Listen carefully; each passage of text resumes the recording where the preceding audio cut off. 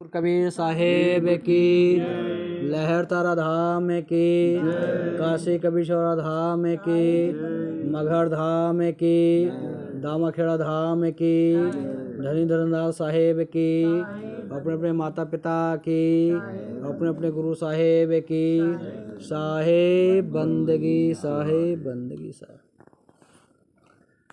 सदगुरु कबीर साहब कहते हैं कि बुरा जो देखकर मैं चला बुरा ना मिलिया कोई, जो दिल खो जाए अपना मुझसे बुरा ना कोई। क्यों कहते हैं कि संसार में सभी लोग दूसरों की कमियां देखते रहते हैं, अपनी कमियां नहीं देखते। इसी कारण व्यक्ति जीवन में दुखी रहता है। और सदगुरु कहते हैं अगर हम अपनी कमी देख लेंगे, अपनी कमी को देखकर फिर छोड़ने लगेंगे तो हम सदगुरु के पास जाने लगेंगे या सदगुरु हमारे पास आने लगेंगे। लेकिन उसी को सदगुरु कहते हैं कि सभी लोग, हर व्यक्ति दूसरे की बुराई को देखकर खूब हंसता है, लेकिन अपनी बुराई को देखकर रोता नहीं, क्योंकि अपनी बुराई पर चिंतन नहीं करता कि मेरे अंदर क्या बुराई है, उसको पकड़ने की कोशिश नहीं करता।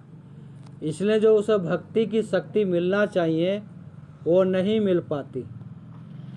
जब तक कोई भी व्यक्ति अपनी बुराइयों को ख़त्म नहीं करेगा तो हमारी अच्छाई उसमें कैसे जाएंगी, क्योंकि हमारा जो पात्र है, हृदय रूपी जो मकान है, वो बुराइयों से भरा है। और जब तक हम अपनी बुराइयों को डिलीट नहीं करेंगे, खाली नहीं करेंगे, तो अच्छाई कैसे जाएंगी। अच्छाई भरने के लिए हमको अपने पात्र को बुराइयों से ख़त्म करना पड़ेगा। और बुराई जब ही ख़त्म होती हैं जब हम अपने ज्ञान की तरफ और अपने मन को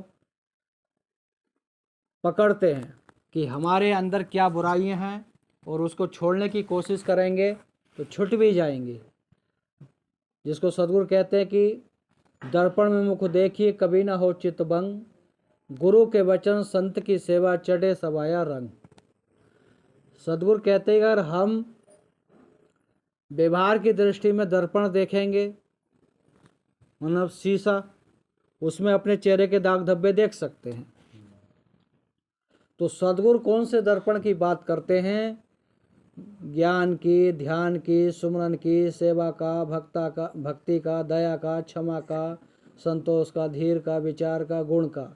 ये दर्पण देखेंगे तो हम अपने हृदय के दाग धब्बों को जो मन में छिपे हैं उसको देख सकते हैं। जब भी हम धीरे धीरे अपने मन के दाग धब्बों को हटा सकते हैं। और गुरु के वचन पर चलेंगे, गुरु ने जो मार्ग बताया है उस भक्ति पर चलेंगे, कोई साधु संत आया है उसकी सेवा करेंगे, तो हमारी चित्त मतलब कभी भी विकारों में नहीं जाएगा, चढ़े सवाया रंग। तो उस परिस्थिति में हमारी भक्ति करने में आनंद मिलने लगेगा। अगर हम अपने विचारों को, अपने विकारों को ख़त्म कर देंगे तो भक्ति का जो आनंद मिलता है वो मिलने लगेगा। जिसको सदगुरु कहते हैं कि योगी आप में बूझे। तो वो परिभाषा आती है कि व्यक्ति के अंदर की जो कुंडली जागृत शक्तियाँ हैं ओपन होने लगती हैं, तो उसको वो अनुभूति होने लगती है।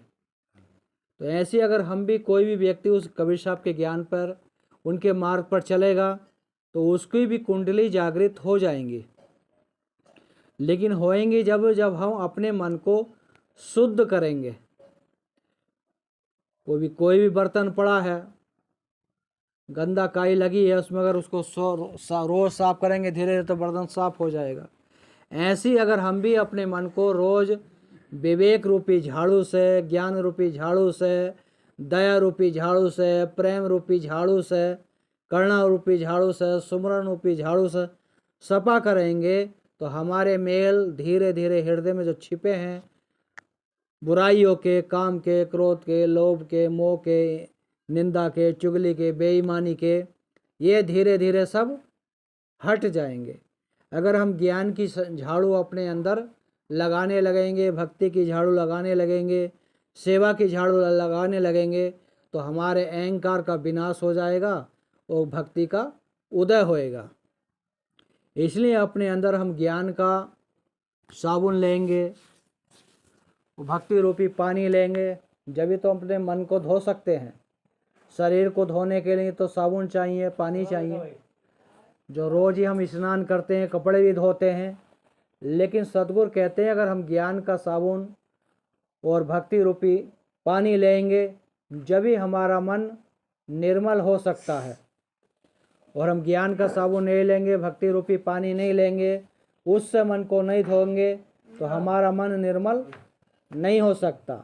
और मन निर्मल नहीं हो सकता तो भगवान की या सद्गुरु की या गुरु की प्राप्ति भी असंभव है।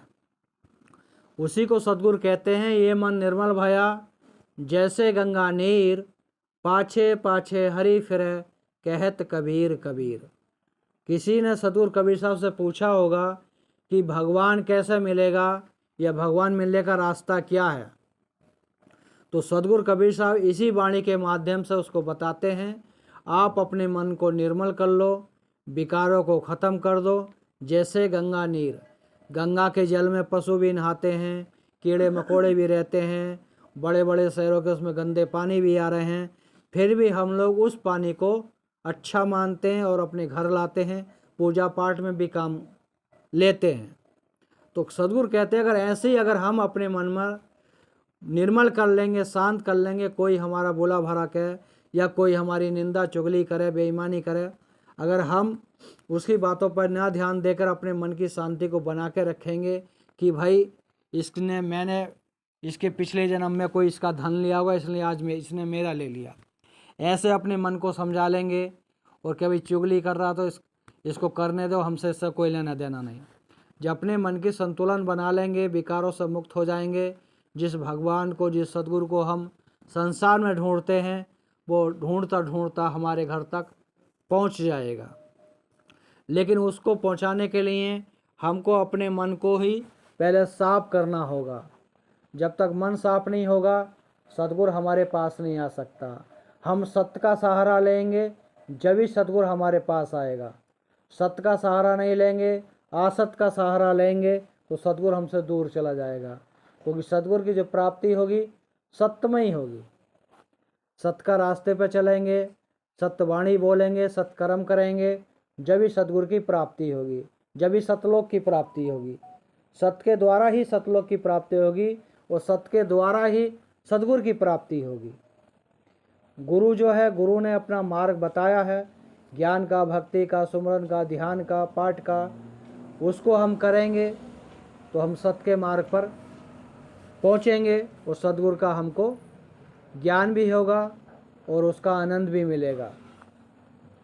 इसलिए अपने जीवन में जितना सत्यता की खोज करेंगे, आत्मचिंतन करेंगे अपने आप पर, उतना ही भक्ति का उदय होएगा।